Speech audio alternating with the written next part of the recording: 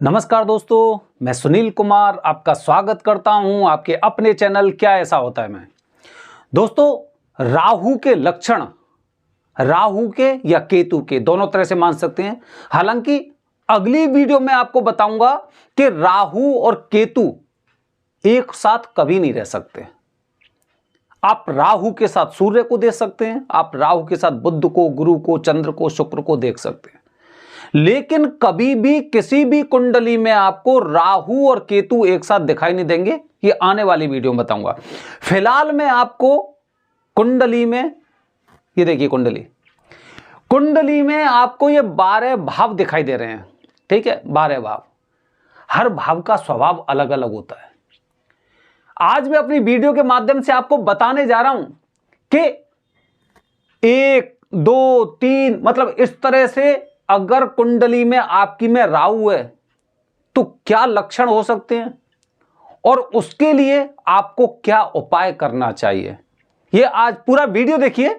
12 भाव, जो कुंडली के 12 भाव होते हैं, 12 भाव में राहु मतलब किस तरह से आपको क्या लक्षण महसूस होंगे वो बताने जा रहा हूं। दोस्तों, पहला भाव स्वभाव का होता है। पहला भाव हमेशा स्वभाव का होता है, जिससे आदमी का एक स्वभाव निर्धारित होता है। अगर पहले भाव में राहु होता है तो यह मानिए कि वो इंसान ना ऐसा होता है कि वो खुद के लिए ही घातक होता है।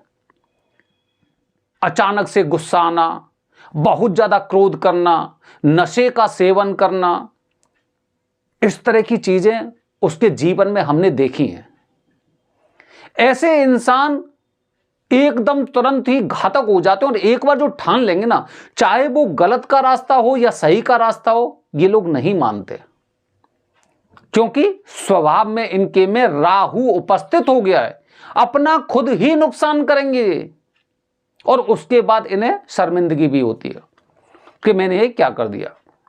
समझ रहे? अच्छा, दूसरा भाव देखें दोस्तों। दूसरा भाव धन का और परिवार का होता है।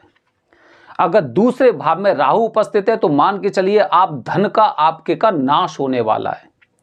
आपके परिवार, आपका परिवार है ना, परिवार आपका उजड़ रहा है, बंटवारा हो रहा है, परिवार से आपकी बन नहीं रही है। धन आप कहीं पर भी लगाते हैं, ज्यादातर आप में से लोगों को देखा है कि जो जुआ सट्टे का कार्य करते हैं और उसकी वजह से ये लोग बर्बाद होते हैं। अलग अलग तरह की स्कीम लेके आते हैं, मार्केटिंग की स्कीम, चेन बनाइए, और ये कौन कौन से ये कार्य होते हैं उनमें सब लगे रहते हैं। इस तरह से ये लोग कार्य करते हैं।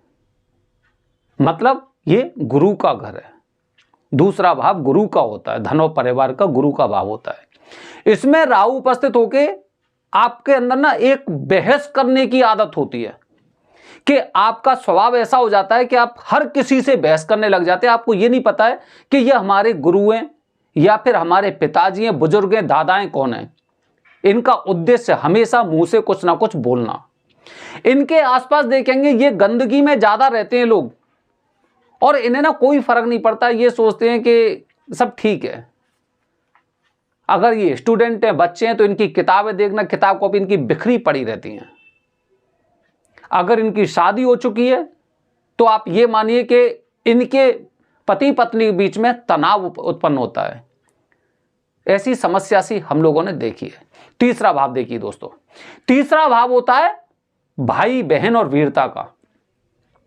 ऐसे लोगों के ज्यादातर भाई बहनों से संबंध बहुत खराब रहते हैं।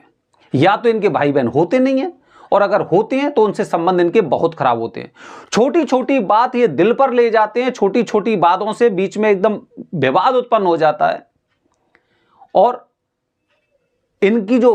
इनके अंदर जो वीरता है ना, वो वीरता भी पूरी तरह से कलंकित होती है। मतलब कहीं पे ना ये अपना वो पावरफुल वो एंट्री नहीं कर सकते। इस तरह के इनमें लक्षण देखे जाते हैं। ये लोग थोड़ा सा कहते हैं ना कि चिड़चिड़े स्वभाव के होते हैं। चिड़चिड़ा इनका स्वभाव रहेगा, क्योंकि जो इंसान अपने भाई बहनों से बन के नहीं रहता है ना, उसका चिड़चिड़ा स्वभाव हो ही जाता है। ठीक है। अच्छा, चौथा भाव देखिए दोस्तों। ये चौथा भाव जो आपको दिखाई दे रहा है, चौथा भाव होता है चंद्र का, मतलब माता का भाव होता है। चौथा भाव, अगर चौथे भाव में राहु है तो निश्चित रूप से आप ये मानिए कि ये इंसान ना डिप्रेशन के शिकार भी हो सकते हैं। माता से बचपन में इनकी बहुत अच्छी बनती है, माता को इनसे बहुत ज्यादा उम्मीद होती है, लेकिन इनकी रोजाना की हरकतों से माता से इनकी दूरी बन जाती, मतलब माता को ये एक तरह से कष्ट देते हैं लोग।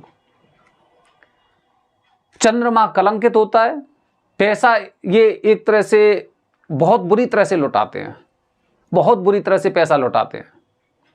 अगर इन्हें पता चल जाए कि कल कोई इंसान इनको 200 रुपए दे देगा, 100 रुपए का लेगा, आज 100 रुपए लेके कल 200 देगा, तो तुरंत दे देंगे कि मेरा विश्वसनीय आदमी है और ये कल मुझे इतना देगा। मतलब ये ना पैसे के मामले में, धन के मामले में किसी पे भी विश्वास कर सकते हैं, किसी पे भी विश्वास कर सकते हैं, ऐसी इनकी आदत होती है। माता के लिए थोड़ा सा कष्टकारी रहते हैं और ये लोग ज्यादातर डिप्रेशन के शिकार होते हैं। बोलने में थोड़ी सी इनको समस्या होती है अगर बुध इसके साथ बैठा हुआ हो तो। ठीक है, पांचवा भाव, पांचवा भाव दोस्तों देखो आपको दिखाई दे रहा है, पांचवा भाव है ये बच्चों का, मतलब संतान का या ज्ञान का। अगर राहु यहां पर उपस्थित होते हैं तो निश्चित रूप से ये मानिए कि बच्चे होने में विलंब होता है। बहुत सी महिलाओं को आपने देखा होगा जिनको, जो बांझपन की शिकार है, बहुत से पुरुषों को देखा होगा जिनके बच्चे नहीं हुए, पिता नहीं बन पाए। वो ये लोग शुरुआत तो अच्छी करते हैं लेकिन बीच में ना बहुत जल्दी बह जाते हैं, अपने चीजों को जो इन्होंने एक टारगेट बना के रखा था ना वहां तक नहीं पहुंच पाते, बीच में बहुत जल्दी विघटित हो जाते। विघटित मतलब ना एक तरह से इनका दिमाग परिवर्तन हो जाता है, इनका बहुत जल्दी परिवर्तन हो जाता है। ऐसे लोग जगह जगह हर किसी बातों में विश्वास करते हैं, टोने टोटके वालों पे भी विश्वास करते हैं, बहुत जबरदस्त विश्वास होता है इनका। काला जादू की बात करेंगे ये, ठीक है, ये भूत प्रेत की बात करते हैं, इस तरह की चीजें होती है, पूर्वजों की बात करते हैं। छठवां भाव दोस्तों, छठवां भाव शत्रु का होता है। ठीक है, छठवां भाव मतलब ये वाला भाव देखा जाए तो ये राहु का भाव है, राहु का नहीं सॉरी केतु का भाव होता है। छठवां केतु का भाव होता है। अब दोनों जब स्थिति बदल लेंगे तो राहु उधर पहुंच गए, केतु इधर आ गया। ठीक है, छठवां भाव हो गया शत्रु का, और शत्रु या रोग से संबंधित हो गया। अगर यहां पर राहु उपस्थित हैं और एकदम बहुत अच्छी उपस्थिति में, तो आप ये मानिए शत्रु आपसे जीत नहीं सकते, शत्रु आपसे जीत नहीं सकते। लेकिन अगर उनकी स्थिति कम है, मतलब डिग्री उनकी पावर कम है, और अन्य दोषों के आधार पर ये मान के चलिए कि इन लोगों को ना कुछ बीमारी लगी रहती है। आपने देखा होगा बहुत से ऐसे लोग होते हैं कि ट्रीटमेंट लेके आए, उसके बाद पता चला कि 1 हफ्ते बाद फिर दोबारा बीमार पड़ गए।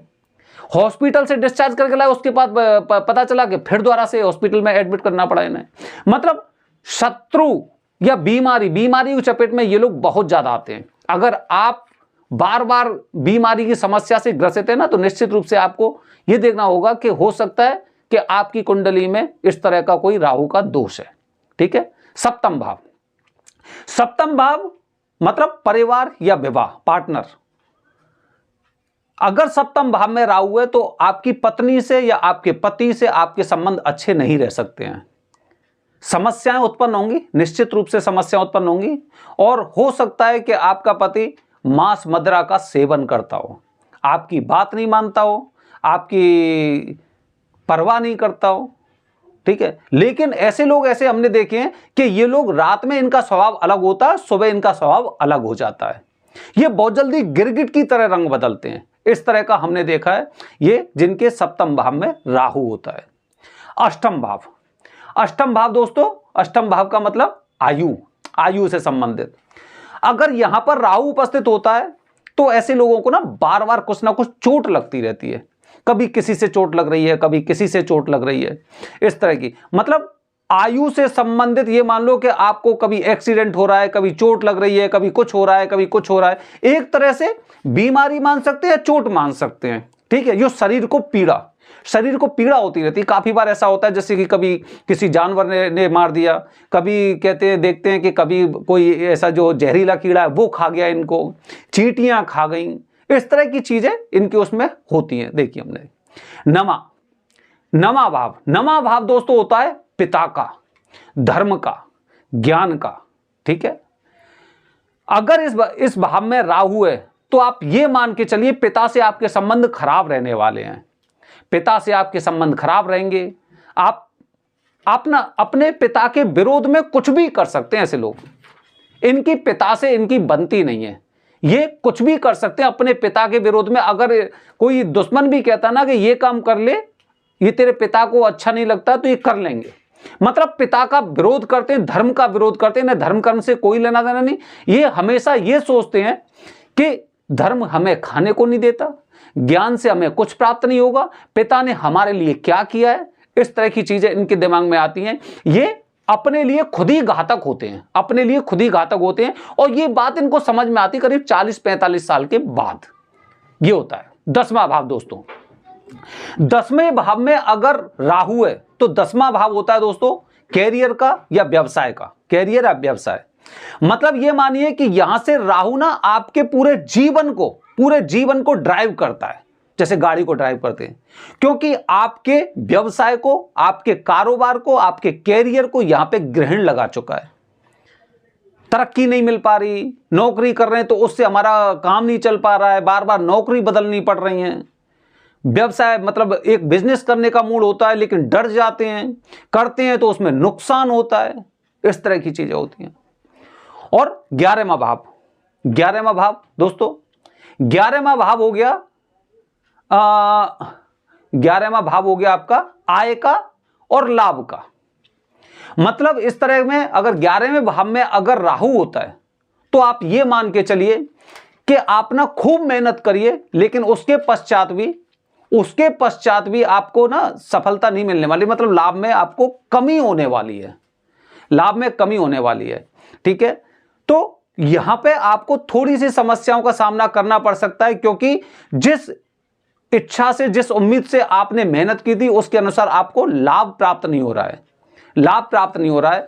तो यहां पे आप ये मान के चलिए कि आपको मेहनत का फल नहीं मिलेगा। आप जो भी मेहनत करने वाले ना, उस मेहनत का फल नहीं मिलेगा। आप कुछ भी करिए, अगर 11वें भाव में राहु है तो आपको मेहनत का फल नहीं मिलने वाला है, जब तक आपने उसके उपाय नहीं किए। तो 12वें भाव में दोस्तों, 12वां भाव जो होता है वो होता है व्यय का और हानि का।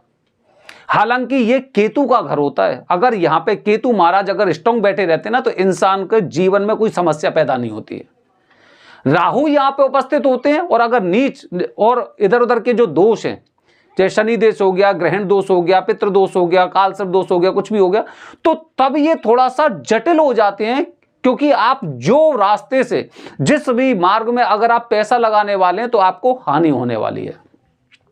दोस्तों हानि किसी तरह से हो सकती है, आप किसी की मदद कर रहे हैं उसके पश्चात भी आपको कुछ देना पड़े। आपकी समाज में इज्जत बहुत ज्यादा है, लेकिन यह है कि आपको वो पैसा खर्च करना पड़ रहा है वहां पे। तो इस तरह से होती है कि बाद में चीजें आपके ऊपर आ जाएंगी जो आपको करनी पड़ेंगी। जरूरी नहीं है कि आपका पैसा खोने वाला है या आपका व्यवसाय लुटने वाला है। काफी हमने ऐसे लोग देखे हैं कि अच्छे भले एकदम समाज में प्रतिष्ठित लोग हैं, लेकिन फाइनली जो जिम्मेदारी उनके ऊपर आ गई, उन्हें पूरा काम करना पड़ा। पैसा क्या आप किससे मांगे? किसी से नहीं मांग सकते। ये इस तरह की चीजें होती हैं। दोस्तों वीडियो बहुत बड़ी हो गई है, आने वाली वीडियो मतलब कल वाली वीडियो में आपको बताऊंगा एक एक जो राशि कुंडली का जो भाव है उसके अनुसार कैसे कैसे इसके निवारण होंगे। बने रहिए हमारे चैनल के साथ दोस्तों।